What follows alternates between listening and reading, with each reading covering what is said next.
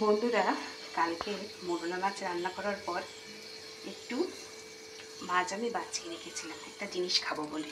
চলুন কি খাবো। এই যে পাঁচফোড়ন দিয়ে দিলাম, কড়াইতে কিন্তু কোনো তেল দিইনি এখনো।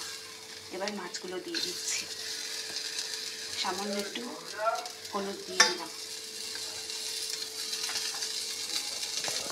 সামান্য একটু নুন দিয়ে দিলাম।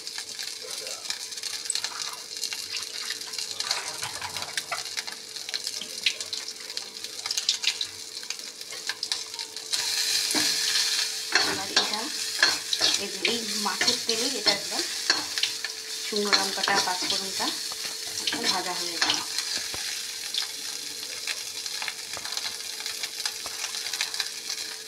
এবার কী করবো, এই যে জল দিয়ে দিচ্ছি।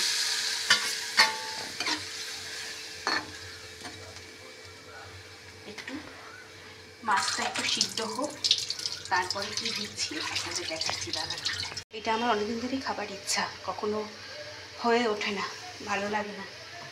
তা আজকে মনে করেছি খাবো, ওই জন্য কালকে একটু রেখে দিয়েছিলাম মাছ বাঁচিয়ে।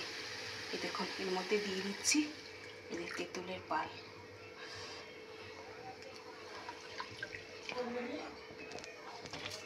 এই যে চিনিও ছিল কিন্তু অল্প একটু।